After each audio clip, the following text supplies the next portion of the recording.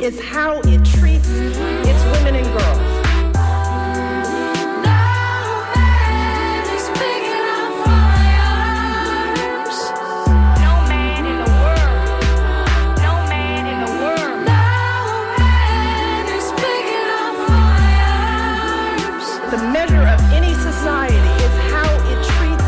It's women and girls.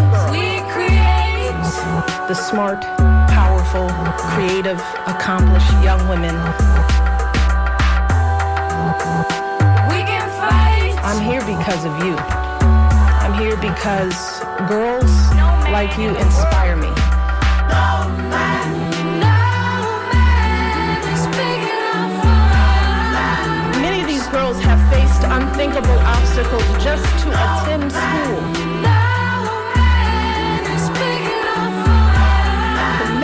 Any society is how it treats its women and girls. Won't stand still. Your story is my story. Your story is my story. Won't be shamed. Buckle up, buttercups. It's another episode of Surly Voices on WMNF Tampa 88.5. My name is Liz. I'm one of your hosts. Donna is here live this morning by surprise. Oh, my God, I almost jumped out of my seat. Well, I did jump out of my seat when I saw her. And then Maria is joining us via Zoom. How are you this morning, Maria? Hey there, I'm here. Yep, that's what we say. We're all here. Let's get this. And hopefully, OG Surly Voice Nadia Gabin will be joining us soon. But as you all know, we've been talking about this for months and months and months. And it's like, Trump's going to be president again. So we're going to break it down. I know a lot of you want to weigh in. And we want to have as many folks on as possible. So if you call in, you're going to be limited to tight 2 minutes, unless there's nobody else in the queue, and then we can go a bit over. And watch your language, please, everybody, hosts included. Right. We need to prepare for the days when they're gonna like slice us up. But anyway, okay. So let's see, who wants to start, Donna or Maria? Maria. Maria, give us your breakdown, shakedown, takedown. Why do I have to start? No, anyway. Well, Donna nominated you. So. You know what? I'm just gonna be real with you. I have looked through the data, and I have, we said a week ago that it's going to come down to Pennsylvania, but when you look at the data, it really is. I don't care what anybody has to say. This country is incredibly racist and incredibly misogynistic. Yep. And you can tell simply by how close even the states were that she won. Okay? Yes. I still keep telling you, 52% of white women voted for that man. Yep. Okay? You can. He told all of us that we have no say-so in our reproductive health care, right? Mm-hmm. That we need to ask permission and consult with people who've never gone to medical school. Yep. Right? Yep. But they still voted for him. Yep. And nobody will convince me that it is about the economy. Nobody will convince me that gas prices are more important than your freedom. Because it's not going to matter. Right. But, the long and the short of it for me is that, there was never going to be an occasion where this country is going to elect a Black woman, a South Asian Black woman, president. Yeah. And we are in the death rails of decaying capitalism and white supremacy. I don't know that we'll ever get out of white supremacy, though. Right. I co-sign everything so far. Oh, and let me give this early disclaimer, too, because it's going to get hot up in here. The opinions expressed on Surly Voices are those of Surly Voices and not those of WMNF Tampa. Donna, you ready? Okay, so, I think that it's clear that this is a white supremacist country. That was always the impetus for me being a freedom fighter for not just black people, but for all people that live on the margins, from poor people in Montana and Iowa to the oppressed people of color of the inner cities, immigrants of New York, trans people. The entire GLBTQ community and their allies who have taken the smoke as well. Mm-hmm. So I've always been in that camp because I understood what this was. And so while this comes as no shock to me, I want to be very clear. This is a catastrophe. Mm-hmm. Even Donald Trump has promised to tear this country apart. And I want to put this in context for you. People are going to say, Donna, you just talked a lot of stuff about, okay, yeah, you know what? And I got on a plane on Tuesday because my vote by mail got mailed without a apartment number and went into the void. They don't let you anymore get mail at your Airbnb. I was working in Minneapolis because people squat. They use it to establish residency. Right.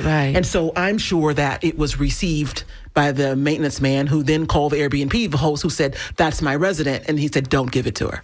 So I went to the dentist downstairs, who was in the building, and I tried to get, them, if they had it, to give it to me. Well, I didn't get the ballot. On Tuesday morning, I thought, this is going to go down. It's going to go the wrong way. This is about to go straight to the left. And you've known it for months. Go vote. Now, going to vote wasn't my poll down the street. It was in Florida. You have to present yourself in person on election day if you're silly enough to lose your ballot, which I did. I got on an airplane. At 11 o'clock, I decided to take a 12:55 flight. I flew out of there. I booked the ticket in the back of the lift, and I voted. So before you at me, I want to put my decision and my actions into context for you because I understood the assignment.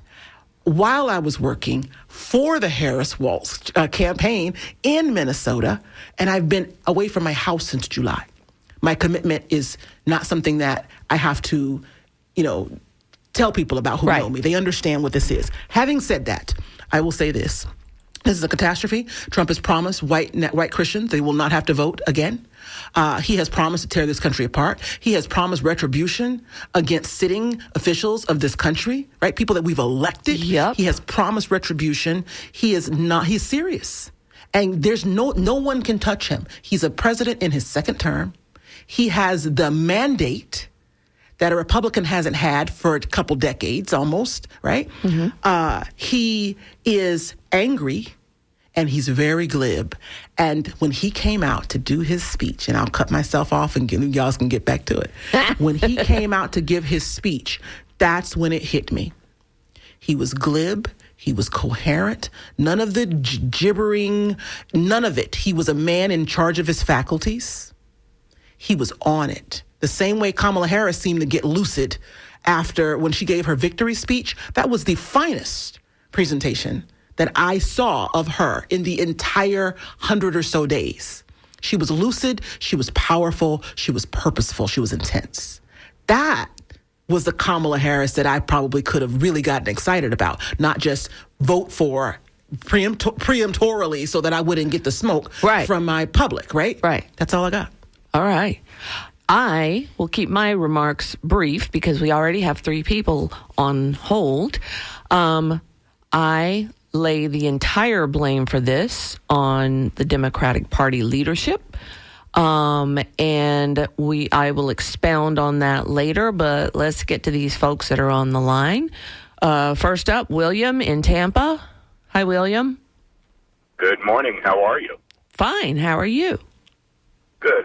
Listen, I'm going to just be brief because I have 2 minutes, now 1 minute and 50 seconds. So I'm going to tell you, yes, I agree with you on only one thing. It's the last thing you said, which is that the Democratic Party could have done better on that. But for the people who say that this is, first of all, it's done. So we really don't need another 4 more years of banter on this situation. So let's just move on and accept what it is and not do the same things that we did on the other end for 4 years and, leave it at that. Number 2, if you really felt that this was no way in AGLL that she would win because she was a black woman, I would have never got on a plane and spent my money if I knew she wasn't going to win.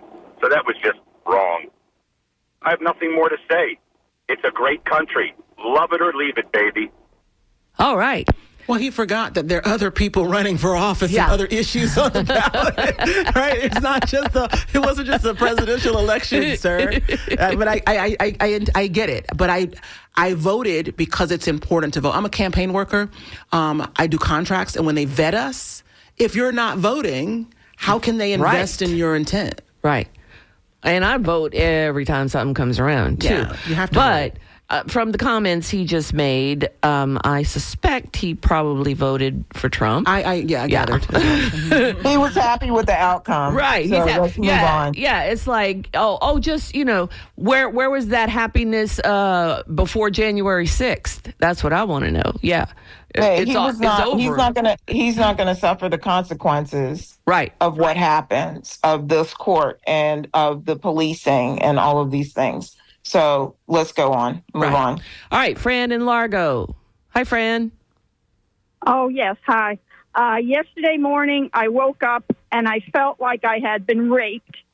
Okay, so this morning I woke up and I realized the whole country is being raped. And one thing that really bothers me, well, there are many things that bother me, but this one thing is, this deportation of immigrants. And these Hispanic men, like the ones in Miami-Dade that turned Miami-Dade red from blue, and them thinking that, they were doing the right thing by voting for Trump because it's men and, men rule and all that.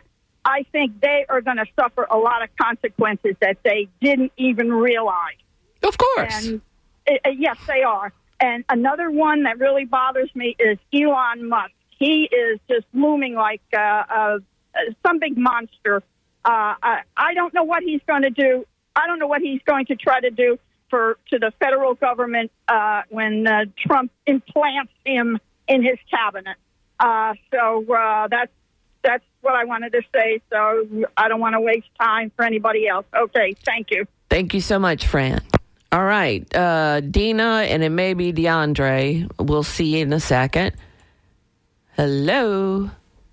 Hi. Oh, it's not DeAndre. Man, I thought Frank had misspelled again. I apologize, Frank. Oh, no, it's Dina. Yeah, I'm sorry. My husband's probably listening to me right now and going, what are you doing? Anyway, he's a good guy. Hey, amen on the lady that just called earlier. Mm-hmm. And, as far as William's concerned, he can just blow up a bridge and stand on it at the same time. He can have his country. I have grandchildren that are probably going to be deported because their father is from Argentina. And I'm sorry. They're my life. They're my world.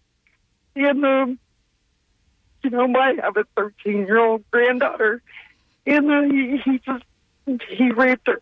He did. He rapes all of us women. And it's just, I can't believe white women. I'm a 57-year-old white woman. And I voted for Kamala, and she just gave me chills. And I just loved her. And we're screwed. And so, I hope you're happy, William. So, and I hope all these misogynistic, pig, fascist men are happy. And, you sold us women for a carton of eggs and a jug of milk to save. So I hope you're happy. We're looking. My grandson's even looking for other countries to go. New Zealand, maybe. I don't know. But that's where we're at. Okay. And, Thank you so much, Dina. Thank you, Dina. Our hearts go out to you. And see, there's so many people like Dina who are going to feel the consequences of this, and we're all just collateral damage to Trump's, agenda. Well, tell your son that New Zealand is the most expensive real estate in the world. Really. So might as well just stay in Florida. Right. I was trying to make light, right? Because we got a lot going on here. Exactly. I got an email before we go to the next caller. Okay. Greg DeMarco said, Kevin Boyer is literacy. Oh, Kevin Boyer is he is a white supremacist. He has other supremacists in his circle. If you support Trump, you're supporting white supremacy. It's only a matter of time before they take women and POC's rights. The rest of them. They want that was my edit. They want #apartheid in the USA. Why black people would support white supremacy is beyond me. Well, a lot of us have for a long time, right? That's not a new thing. It's just expanding. I don't know why you idiots would vote your rights away. You literally voted for $4,000 more in taxes a year for everyone. Well, where is it going? Because it's definitely not going to infrastructure. You vote military. That's where it's going. Right. Yeah. Defense. You vote for the destruction of our social safety net. Say goodbye to Medicare, the Affordable Care Act, all that S will be eliminated. Tens of thousands of U.S. will become homeless. Tens of millions. I mean, we already got tens of thousands. Maybe we have a million. Ron DeFascist has homeless camps ready to go, and Republican stacked SCOTUS has turned our prisons into poorhouses by making it legal to jail people because they are unable to pay the fine for being homeless. You MFers are heartless bastards. All right. Okay. Stephen in St. Petersburg. Oh, yeah, I just wanted to mention about the Democratic Party. Real simple. You want to win an election? Universal health care for all. $20 an hour minimum wage. Free college tuition for all. Maternal leave for pregnant women and couples. That's how you win an election. You erase all student debt. You'll win the election. Oh, but they're so terrified to upset the middle range Democrat voters. This party needs to get back to the party of FDR, JFK, LBJ, Harry Truman. 1933 to 1968, you would whip the Republicans every day, to sleep. 8 days a week, twice on Sunday. Yeah. Right. That's how you win an election. The people are crying out for universal health care and dental care and eye care. They're crying out to be able to go to a college for free. They're crying out to be able to, if I'm going to have a kid, the government should assist me in my finances and my husband and single women. This is what people need. This is what the heart of America is. That's why people are willing to vote for a game show host, which I might add, Dick Cheney, the Bush family, and many neocon Republicans supported Kamala Harris. And you got to ask yourself, why? That was a huge mistake. But anyway, go ahead. Dick Cheney and Liz Cheney get on a stage holding hands with Kamala Harris. That means if you're voting for Kamala Harris, you're holding hands with Dick Cheney. Yeah. That is wild. Who shoots people in the face. He peppered his friend like a club sandwich. Right. See, what I'm saying is my heart, Bernie Sanders had it all, and our party destroyed him. And it got rid of him, and he became a sheepdog for Joe Biden. Yep. And I tried to warn people that Joe Biden is as conservative as Ronald Reagan. And everybody still lined up and voted for him. This is how you win an election. The Democratic Party must be born again. They must be cleaned out and get a party, get a candidate that will stand for the working class, labor unions, women, children, workers, and college students. Okay, Stephen, your 2 minutes are up. I agree with you for once, 100%. So thank you. Bye-bye. All right. So let's go to Alex in St. Petersburg. Hi, Alex. Hi. I'm really, really distraught and horrified. However, there are some key points that I heard on Amy Goodman that were pretty solid, and I agree with Stephen as well. The palling around with the right-wingers was not the way to win voters for your side of the ticket. And Amy Goodman's show made some really good points about abortion rights, of course, we are as pro-choice as ever. However, if you have a massacre occurring every day in Gaza, how do you stand up there and talk about women's rights when mothers and infants are being killed with your dollars overseas? So there were just some really, really key missteps that she took by not standing up for what is right and aligning herself with the Biden administration, not separating herself. She should have made as big a division as she possibly could have. And because, exactly. Yeah, I agree with that. Thanks so much, Alex. Well, I want to give the listeners a little bit more of what they've come for here. And I want to be clear about my analysis. I got a specific email asking about voting irregularities in Pennsylvania. Now, as you all who listen regularly know, I spent my summer, it was a very painful, agonizing summer in Pennsylvania, which is just pure chaos in certain parts, right? And I didn't know Philly was like that because I didn't get that the last time. But anyway, Kelly says that, hi, can Donna discuss her thoughts on the supposed missing votes or irregularities in Pennsylvania? Read the uploading of ballots from the scanners to the counting database, absentee/mail-in ballots that never made it in the mail, and people reporting that their ballots were not trackable on election websites, where they were previously noted as received. And that there were 10 to 20 million fewer people voting than 2020 when so many new voters were registered this term. Does she think there's any validity to this? So let me tell you, put it in context for you and try to be brief because this is going to keep going because it's moving fast. I was in Philly doing voter registration research. And what I saw on the ground was an inordinate amount of people from the urban core, primarily black men. This was before Obama. And I talked about it here on the radio station before Obama went up there and said to them, you guys got to do better here, right? Like, you vote for the sister, right? And he had a black scent in Detroit. It was wild. The whole thing was just... You didn't hear Obama's black scent in Detroit? No. Yeah, you should go look for that. So it's a treat. Post-Halloween treat.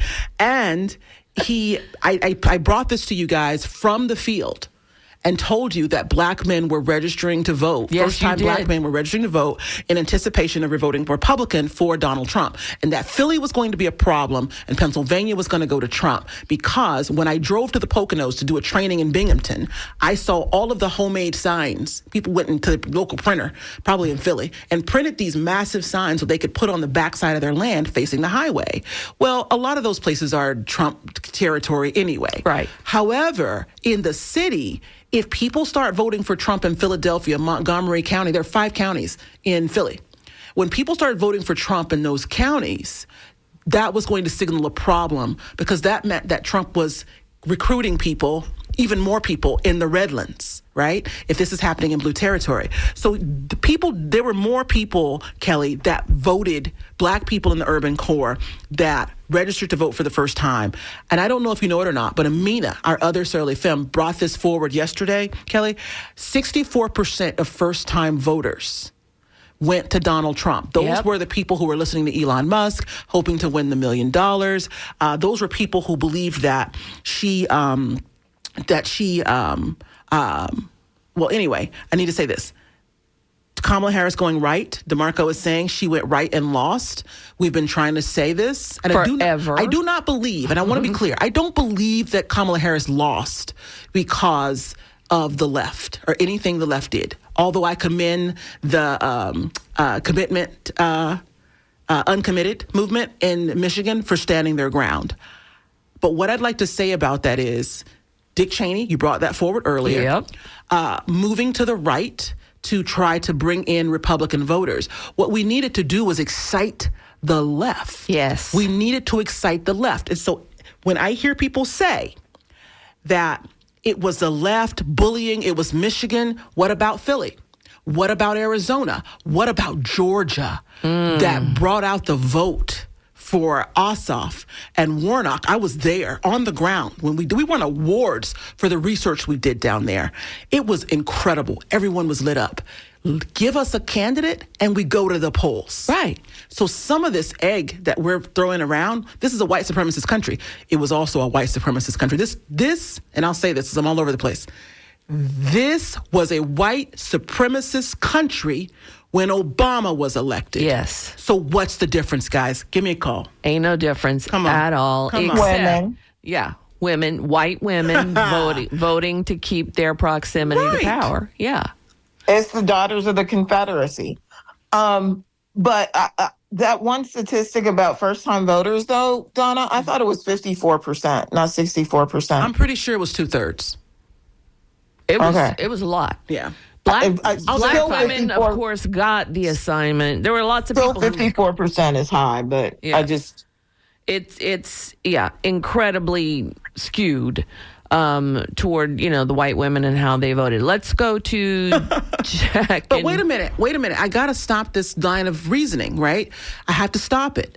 We elected a black man. Right. We put a black family in the White House, okay?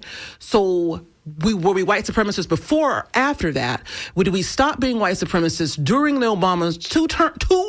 No, that we did not. And then become a white supremacist country again when we elected Joe Biden, and then indemnify our choice under a second Trump presidency? I need someone to give me a salient answer to that question, because that line of reasoning doesn't make sense. This rests squarely, I got to say it, and I'll stop. This rests squarely in the arms of the Democratic Party. Yes. And you can say what you want to say, but it was our work because we were able to get a black person in the White House, and we kept him there for almost a decade. I would say that we were always a white supremacist country. Mm-hmm. Yes. Number one. Yep. But I feel like during the 8 years of Obama, people were less emboldened to feel as if they could. I remember Trump always asking about his birth certificate then, and then we laughed it off. But you also have to remember the Koch brothers birthing the what's that, the group of people with the snake, the Gadsden flag. Oh, the Don't Tread on Me people. Yeah. Right. The Tea Party. The Tea Party. The Koch brothers gave birth to the Tea Party movement, which was racist and gave these people permission to march in the streets with their white supremacy flag flying high. Okay, Dr. Cole, a brilliantly educated woman, right? But I got to say this. We've always had the Klan. We've always had neo-Nazis. 100%. I was raised in South Georgia. North Florida, sorry. And I have always been the subject and the object of other people's psyches. This is the product of their psyches, right? So I can't, it's not real. I can't accept the fact that we put white supremacy on pause and then I'm not saying, I've never said that we put white supremacy on pause. Right. But there's some mechanical things that are different in this race that were not evident in Obama's two times of running. Fair enough. Right? Yes. There were some mechanical things like a vagina. You did not have a vagina is one. Right. Ovaries are another. Yes. Right? Yes. And you did not have and just on a pragmatic level, you did not have offices in every single corner of the country, in every county, the way you did with Obama. Obama had a much more robust, and he had time, right? Right. He had a much more robust ground operation where he had people on the ground in every corner of America. Yep. Right? Yes. And that is a difference. But what you're saying is that Obama ran a better campaign, so we're giving the same answer. It's a white supremacist country. Two things are true here. Yep. It's a white supremacist country. A, capital N, capital D. The Democrat Party was on their A game. They built out. They went after unlikely voters. They went after the youth vote. They posted up on the universities. I remember it. I was working for Hillary Clinton, and they wouldn't invite me to stuff because I was working for the wrong candidate. I'll never decide to leave Colorado after that. I did. I'm serious, though. But what we're saying ultimately is the convergence of our ideas. You saw that? Yep. That the mechanics, the machinations happened, but at the end of the day, Dr. Cole and I are saying the same thing. They had a better candidate. They had a more attractive candidate. He didn't have a vagina. That was one thing, because misogyny is in play. Strongly, ask Hillary, right? Misogyny. We were ready to elect a person with melanin, not ready to elect a person with a vagina. Right. So that's very clear. The other thing that's clear is that, and Dr. Cole is saying this because Dr. Cole was in it with Obama, and really came, her political strivings came to fruition inside of that OFA. That they ran a superior campaign and that they had a candidate that was more palatable for the American public. I will also say this. The Obama campaign, I think part of the reasons why we're here today is because of the Obama campaign failure in the end to convert and merge their separate operation to the DNC, right? Obama's entire operation was separate from the DNC. Oh, okay. Completely separate. OFA was something that they created. Well, actually, OFA came out of Move On. Because I was a part of that, right? Yeah, I was a part of building the model. But it was separate. It was separate from the DNC. Right. It was never a part of the DNC. Well, therein lies the difference. The DNC is very they pick the candidates and move the pieces. It's like boats in the water, right? Like the OFA model is a Donzi, right? And the DNC is a steamliner, an old steamliner that probably needs repair before you can turn it around. Yeah, I think we're clear now for our audience. We got the board is lit up, so we're going to jump right into it. But I want to say this first, 10:38. I'm aware of the time. That the two things I want to reinforce that for our listeners before they start saying things. And we got at least until January to be talking about this. Right, again, we're going to have to break this down. Right, in the year in review, it's all going to be about this. When the DNA of OFA was Move On. I was actually in the room when we decided to use. I was in the room. I may or may not have actually been the person that said it. And I'm not going to say that because then people are going to hold me to that. It's going to be like Tim Waltz. Right. They're going to say I'm swift boating. So I'm just going to say I may or may not have been the person that suggested block captains. Yes, okay. I may or may not have been, not going on record because I know how y'all are. Okay. And I argued with the doctor, a physician in the room, who thought that we needed to centralize. And I thought that we needed to break it up. Right. And give individual people in their communities opportunity to talk to their neighbors. And they didn't want Obama. The Clintons went to Obama and told him that it wasn't his turn. Right. And told him to step down. And on the Clinton campaign, I wonder if my non-disclosure is expired, but I'm going to do it. I'm going to do it. Here I come.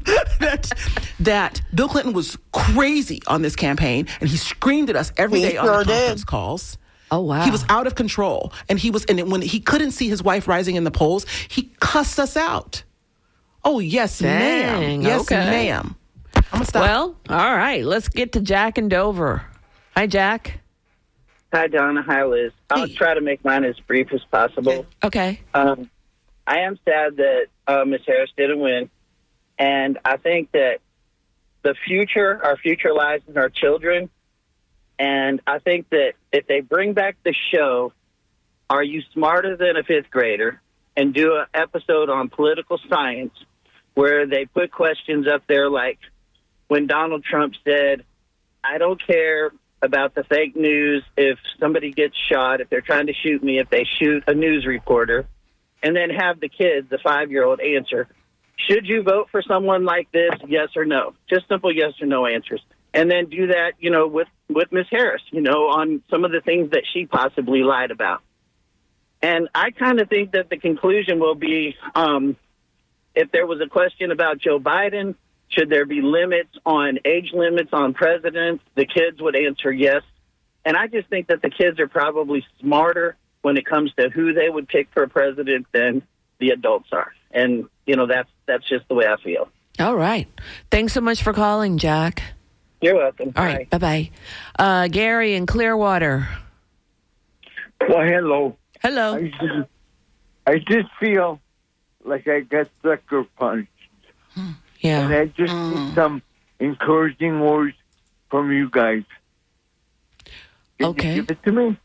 Can we give you some encouragement? It's easy to be discouraged, especially if you're on the margins of society, if you're Black, if you're Latina, if you're anything other than a white male. But we have... Go ahead. Can I share with you a conversation I had with one of my young people yesterday? Sure. He called me and said, "How are you feeling, Dr. Cole?" And I said, "I'm doing okay." I said, "But I remember when we lost, George Bush won the first election, and I had volunteered with my friends. And one of my best friends, her mom said to me, 'Maria, we survived lynchings. We will survive this too.'" And then I told him about how my mother grew up in the Netherlands, separated family during World War II, right? Like under Nazi occupation. And, the stories of survival that she has always instilled in me, how to care for other people, right? Mm-hmm. And then he and I were talking about, what we can do and what's coming next. And one of the issues that he brought up is undocumented workers that are in places where we don't see them. Like I went to college in New Hampshire, and a lot of these undocumented workers work in food services for the college. They work in the dairy farms there, right? Mm-hmm. And so one of the things that we are talking about and developing are emergency funds for what is the inevitable rounding up of people like they did in Nazi-occupied Europe. Okay, so is it a word of encouragement? I don't know, but it's I cannot sit here. He said to me, we either sit here in fear, which doesn't do anything, or we fight. Right. But the ways in which we fight may not be protesting, but engaged in active participation of civil disobedience. Yes. That actually helps people. Can I say this? So if that is a word of encouragement that I could share, I'm just going to leave it there. Let me say this to you, Gary. What sustains me, what is sustaining me at this moment is that I think that people that don't understand what just happened will gather themselves over the next several months. At least in the next 12 months, everyone will be very clear on what we've done here on this election week. And what sustains me is mutual aid, right? And I want to give a shout out to Jimmy Dunson and crew and Desiree Lynn for doing the work in this community. Those are the types of people that we're going to rely on in these spaces, right? They're going to help you find free clinics. They're going to help you get prosthetic devices when you need them. All of the things that are some of the things that we're going to lose in this process. You know, we're going to help make those co-pays that go higher on those items, electrical wheelchairs. It's going to be mutual aid. So having said that, it is our ability to care for each other. Yes. Our ability to stand in the breach when our government has taken our tax dollars and allocated them to defense and genocide around on the other side of the world, right? It is our ability to care for each other when our dollars are going to install dictators in South and Central America. It's our ability to stand next to our brother, to help people cut down trees when the hurricanes that come from global warming take our windows and take our shingles off of our roofs. We have to take care of each other. And our ability and our tendency, the kinship is the curse and blessing of humankind, okay? And we will be sustained by it when all else fails. Okay? So what did the Indigo Girls say? While the politicians shadow box in the power ring, right? In an endless split decision that never solves anything, let it be me. It's you. Okay, so guys, you're up. If you Gen Xers, we're the pragmatists, we got education, we got a little pocket change, it's our turn. We're going to show the kids how to rely on each other. We're going to show them what we learned from Mr. Rogers. We're going to show them what we learned from the Muppets. We're going to show them what we learned on Captain Kangaroo and Zoom. We're going to bind together because our ability and our inclination to join each other and support each other, that potentiation will take these people down. When you're crying and day drinking, don't forget, we are the people they've manipulated. The power is us. All right. And it's so scary to think that I have 4 sisters, and of course I believe in pro-choice. And it's so scary to be a young woman these days. Oh, absolutely, yeah. And not having it, not having to say so over your own rights. I mean, how scary is that? Right. Thank you so much for calling, Gary. I've got a bunch of people. One thing. Okay. Helen Beck, who worked with women of Southwest Florida, women of South, the Florida people who did the abortion amendment, said that she was in Sarasota, and she said that it was so hurtful to see people that they had fed after the hurricane, trolling them about Trump's victory, right? Well, guys, I need to offer a little bit of an amendment to what I just said. The people that we're going to help are going to be some of the people who helped make this thing happen in the first place. Do not be daunted, because that's how we get them. I'm looking for the one that I saw, because I was like, see, this is. I'll find it in a second. Okay. Let's get somebody else on. You guys got 1 minute. We're going to do 1 minute. Yeah.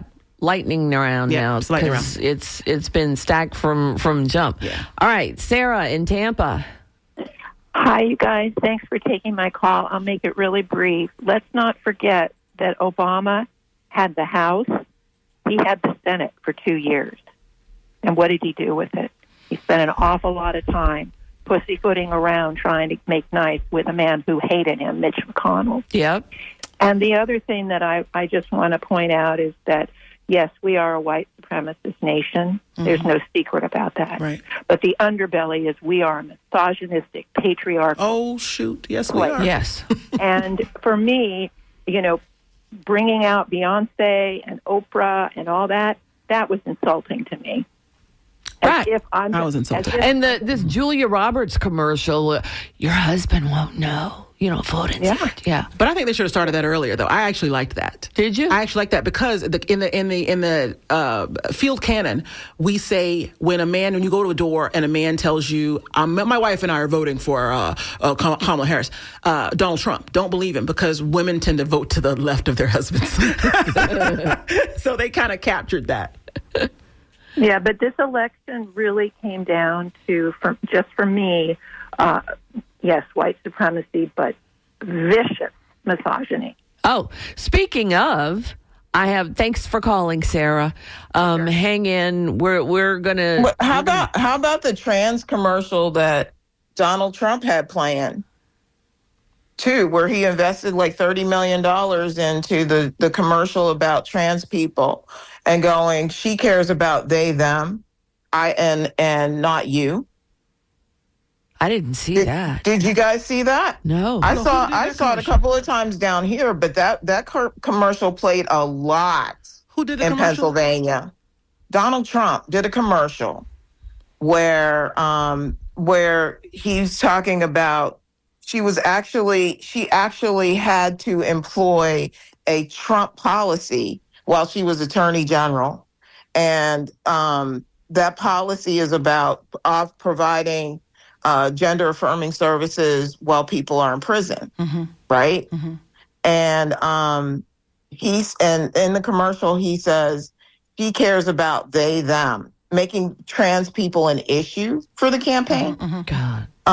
She cares about they, them, and Trump cares about you. Wow. And that commercial played on loop in Pennsylvania. I never paid attention to it. But then, and a lot of these news shows they talked about how much money he put into that commercial in swing states. Yeah. Here's the email that I was looking for, speaking of misogyny, and I'm not going to say the person's name because I suspect he's a business owner and I don't want to drive any more business his way. Listening to these mentally ill cat ladies has made my morning actually laugh out loud funny. Oh, wow. I truly wish Trump would put you all in camps. Okay, so let's just stop there for a second and take a look at that. The idea that you would want your country people placed in camps is a statement on your mental health. And I'll move on. That right there. Yeah. Yep. Moving on. All right. Let's talk to Debbie in St. Pete. Hi, Debbie. Hi there. I'm horrified by the results, but moving back to white supremacy, I just wanted to say that it was revealed a man by the name of Luke Meyer was the head field organizer for the Trump campaign in southwestern Pennsylvania, which is where I'm from originally. And a Politico reporter, Amanda Moore, exposed him as a white supremacist. Mm-hmm. And he co-hosts a podcast with Richard Spencer, who was the organizer of the Unite the Right rally in Charlottesville in 2017. And on that podcast, he goes by the name of Alberto Barbarossa. And again, this Politico reporter outed him. And in response, he said, like a hydra, you can cut off my head and show it to the world, but I will grow 2 more that will work quietly in the shadows. Oh, yeah. I thought that Ilya said it was 100 heads. And that is, precisely what white supremacists, who they are, what they do. And Rachel Maddow has been revealing this for years and has said repeatedly, they never go away. They just go underground and they wait for their moment to rise up again. Yeah. Right. And I'll let you go. Bye. Thanks so much, Debbie. All right, let's see. Don in Treasure Island. Hi, Don. Yes. Can you hear me? Yes. I'm a white male, and I'm not a white supremacist. Man, are these people... Don't do that. Don't do that. We don't have time for that this morning. Move along. No, we're not going to do that, Don. Okay? We're not that bad. We're not going to do that. We can hold 2 truths at one time. If it don't apply to you, then don't get offended. Don't waste our time. We got a few minutes left. John in Port Richey. Hi, John. Hey, thanks. I'll be quick. 2 things.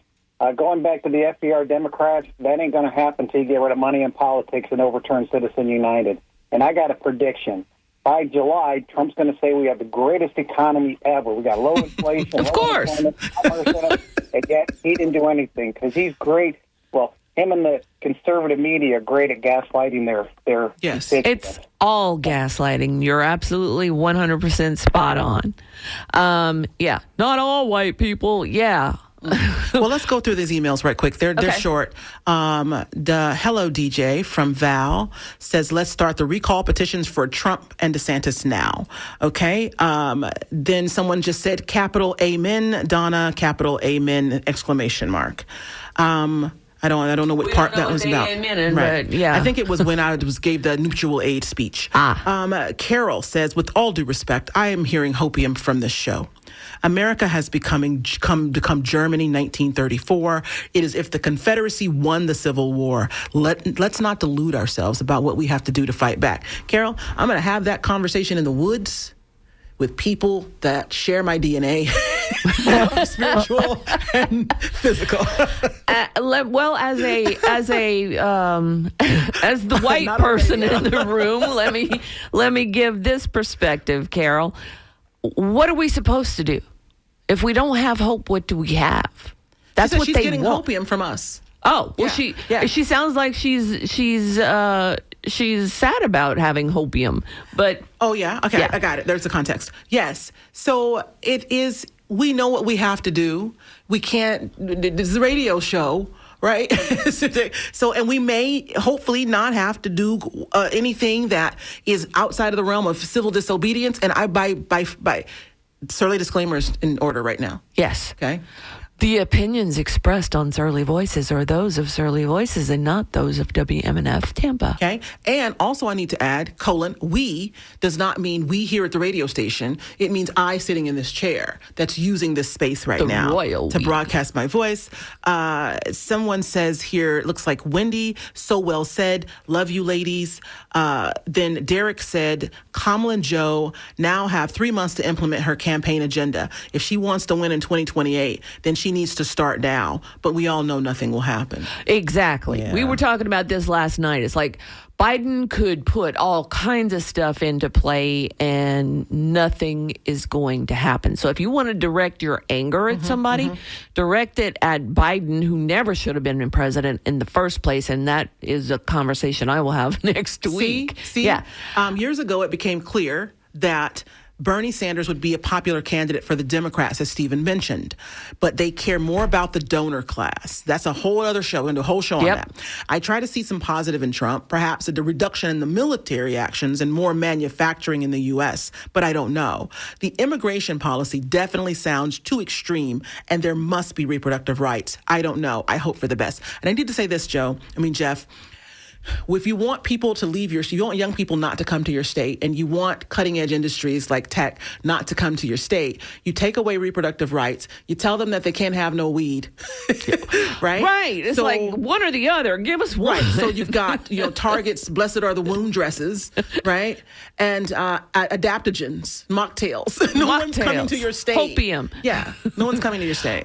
I want to get back to Carol's points again, because I think it's really important to put this into the context of how these white ladies are feeling this morning. Let's see. She says, America has become Germany 1934. It's as if the Confederacy won the Civil War. Let's not delude ourselves about what we have to fight back. Carol, I would say you're looking at this through the lens of a white feminist, and that the white feminist is more like the second wave. Second wave. If you look at it from an intersectional lens, you will see this was coming all along. It's always been like this. And now it's time for folks like you to have the light bulb go off and say, oh, dang. It's like that poem about how when they come for the folks, you didn't say nothing. Yeah, now you're excited. Now you're excited. You're lit up now. So now. Thank you. But, you can take comfort in some of these, or a lot of these Republican women that voted the way they did are going to feel exactly the same way you did, because now, once they get done with everybody else, who are they going to go for next? So let's wind this thing down. We have a lot of HUD in front of us. You guys keep coming back and listening. We're going to start separating out, what we're going to break down the anatomy of the loss. And also the anatomy of Trump's win. We're going to talk about where we go from here. We're going to do the year in review. We'd like for you to join us on Surly Voices. That's our website on Facebook, Surly Voices. Join us there so that we can continue this conversation. We're going to do some organizing. Dr. Cole, this is as good a time as any to share with you that I have nominated you. I have given your name as the person and Common Purpose, your organization, as the new leaders of the movement that's going to be the Florida OFA. So but we're not suggesting. Let's do it. We're not suggesting that anybody do anything, because. No, Common Purpose is an organization already. I know, but Sean will be in here. You can't tell people to do stuff. So I have to tell you that's the thing, and your name has been floated. We will be assembling. We will put that information on Surly Voices for you all. If the Republicans can come back from Obama, we can come back from Trump. Yes, we can do this, and I'm sorry if that sounds like hopium, but that's what I got. Watch me. Hold my beer. Hold my beer. Right, exactly. Maria, any wind up from you? No, I think that all we have is our resistance. So I'm ready. Awesome. Okay. All right. So thank you for listening to Surly Voices on WMNF Tampa 88.5. Join us next week. We have not exhausted this topic by any means. And have a great rest of your week.